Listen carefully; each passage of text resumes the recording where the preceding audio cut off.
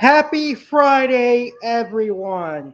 Welcome to this week's edition of Keeping It Real with me, Alex Cardinale. I hope you all have a legendary weekend. You spend it with your family and your loved ones, and you stay safe. I hope you have a great weekend. If you've been working all week and you have the weekend off, I hope you certainly enjoy yourself. Unfortunately for me, I work every weekend because generally I have Monday through Thursday off, and then I work a double on Fridays, I work Saturday, and I work Sundays. But there's nothing really going on this weekend, so I don't mind working. So I've got a couple of things that I want to talk about on this week's edition of Keeping It Real with Alex Cardinelli. My main topic is going to be about the greatest quarterback of my generation and possibly the greatest quarterback in the NFL history, Tom Brady. He was perhaps the greatest quarterback in recent memory for the Tampa Bay Buccaneers as well. But we'll talk about Tom Brady in just a little bit, but he's going to be the main focus of this week's edition of Keeping It Real with Alex Cardinelli. I'm also going to talk about the Super Bowl briefly. But the first thing I want to talk about is Facebook. Now, I cannot post on Facebook for 7 days because Facebook took my posting privileges away because I made a cuss word and I was defending myself against somebody that threw insults to me and told me to do a derogatory action. And I stuck up for myself. And lo and behold, who gets their posting privileges taken away? Me. Facebook is really messed up these days. They do things ass backwards, and if you don't post what they want you to post, they're going to take your posting privileges away. I've been on Facebook for more than a decade now, and it's been really hard to do what I need to do on Facebook. A lot of people use Facebook for personal reasons, whether it's to reconnect with family and friends or chat with people they love. For me, I use Facebook for a multitude of reasons. It's to chat with my personal family members that live in other states, it's to chat with my personal friends, but more importantly, I use Facebook as a means to advertise my YouTube channel, my video podcast, and everything that I do. And when you take away my posting privileges, you're basically screwing with my video views, and I do not appreciate that. So, Facebook, you are really strict, and you need to take some of that control away. Let people defend themselves against internet bullies and people who insult others. I mean, before I could report that guy's comment, you took my posting privileges away, and that is really unfair, if you ask me. So, a little bit of backstory: I was posting in a wrestling group, and I was talking about how I agreed with Shane McMahon, who is the son of WWE owner Vince McMahon. So basically, Shane McMahon was let go of the WWE because he had some unprofessional behavior backstage producing the men's Royal Rumble match, and he tried to book himself to look good, and ultimately he did. But one of the main things he did that pissed off the WWE producers and Vince McMahon is he changed Bad Bunny's booking in the Royal Rumble match. Vince wanted Bad Bunny to look strong and last about 15 to 30 minutes in the Royal Rumble, and Shane McMahon thought that was a bad idea. So he went over the producer's head and Vince McMahon's head and made Bad Bunny come out as one of the final entrants and last about 5 to 6 minutes before he got eliminated. and I have to agree with Shane McMahon about that decision. He's not a full time wrestler. He only wrestles on occasion, and it's only once or twice a year. So I agree with Shane McMahon. Besides, Bad Bunny is a rapper, not a professional wrestler or an athlete. Anyway, I said that most people that aren't Spanish aren't going to understand what he's saying in his rap music, and somehow this guy took that as a racial insult or uh, some example of me being racist, and he threw a whole bunch of childish insults at me. I mean, he called me like the generic Peter Griffin. Come on, really? If you're gonna head down to sophomoric jokes, I can hang with the best of them. If you really wanted to assault me, you could have came up with something a little bit more organic and more insulting than the generic Peter Griffin. Because I'll happily be Peter Griffin, a guy that is well known, and the actor that does Peter Griffin is a millionaire. So I will happily be Peter Griffin. And then, of course, he made derogatory remarks, telling me to, suck his genitalia. And I said, what kind of a man tells another man to suck his genitals? I said, what are you, a gay FAG? And basically, I told him to fuck off. And before I could report his comment for insulting me, my posting privileges got taken away. So that was a little bit upsetting, but after thinking it over for a few minutes, I could see why Facebook did that. But his posting privileges should have been taken away also.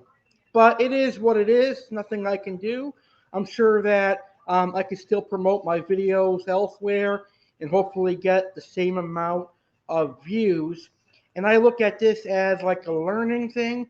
I want to see how my videos do outside of Facebook and if I really even need to use Facebook to promote my YouTube videos. All right, let's move on, shall we? So, Super Bowl 56, a battle of the underdogs is what I'm calling it.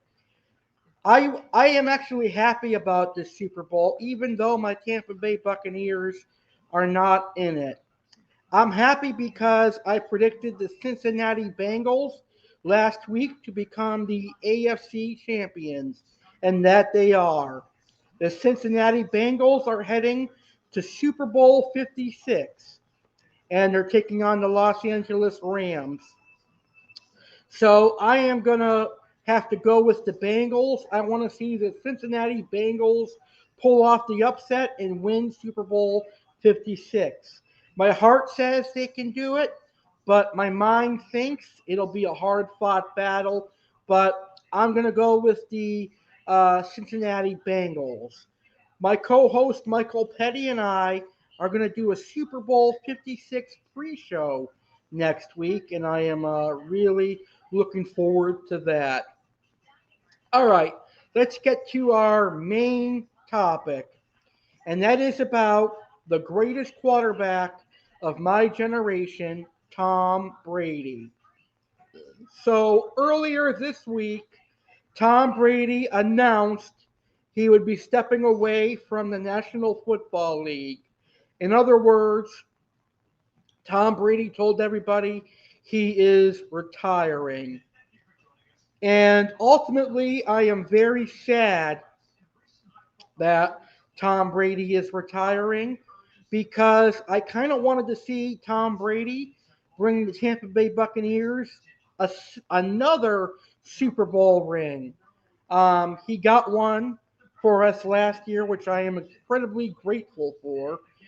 But I am a greedy person, and I kind of wanted to see Tom Brady bring us back to the Super Bowl. But 22 years of being a professional quarterback in one of the hardest hitting sports is a huge accomplishment. And he won 7 Super Bowls.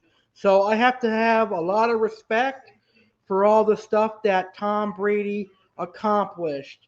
I am proud that he had such a legendary career. I will be the first to tell you that when he was playing for the New England Patriots, I could not stand him simply because I don't like the New England Patriots. Fast forward to 2019, 2020, when it was announced that he had signed with the Tampa Bay Buccaneers. I was kind of happy because I knew that he could turn the Tampa Bay Buccaneers franchise around. And I was right. He did. Because in his first season as a Tampa Bay Buccaneer, he brought us to the playoffs for the first time in a long time. He brought us to the NFC Championship for the first time in a long time. And he brought us to Super Bowl 55 in what was the very first Super Bowl where the home team played in their own stadium and the Buccaneers won that Super Bowl. So talk about history. Tom Brady knows how to make history, folks. Not only did he give the Buccaneers their second Super Bowl win, but as the first team to win in their home stadium. So that is incredible, and I am very thankful Tom Brady signed with the Buccaneers just for those moments. And he has a lot of touchdown passes in his career, and he is one of the greatest of my generation. So, Tom Brady, it's been an honor and a privilege watching you play for the Tampa Bay Buccaneers. And also, as much as I dislike the New England Patriots, it was great watching you play for the New England Patriots as well. It's crazy how many Patriot fans bandwagoned to Tampa Bay just to watch you play.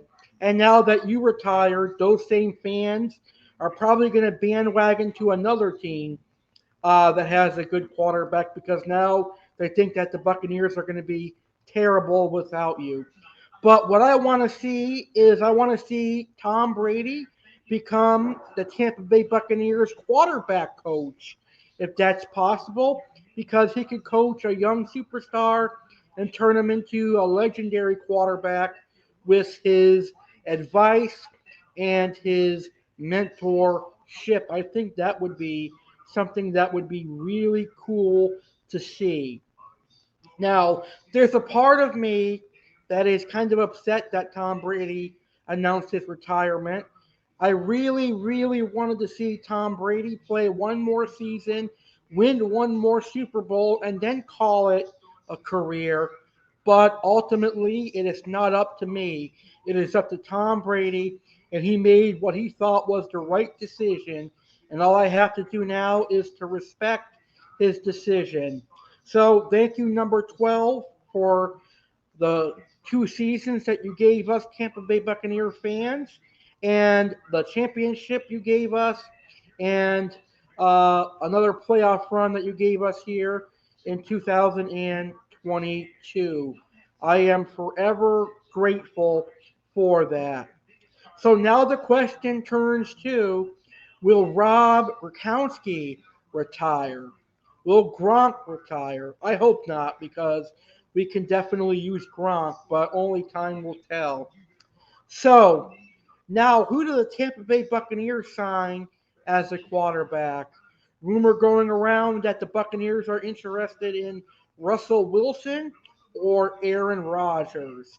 Personally, I hope we get Russell Wilson because there's a chance that he could play 3 or 4 years. Let's not try to sign anyone that is above 30 because the chances of that player staying for a number of years goes down. All right, what are your guys' thoughts on all the topics that I mentioned today? Post them in the comments. What are your thoughts on Tom Brady? Is he the greatest quarterback of all time? Let me know in the comments.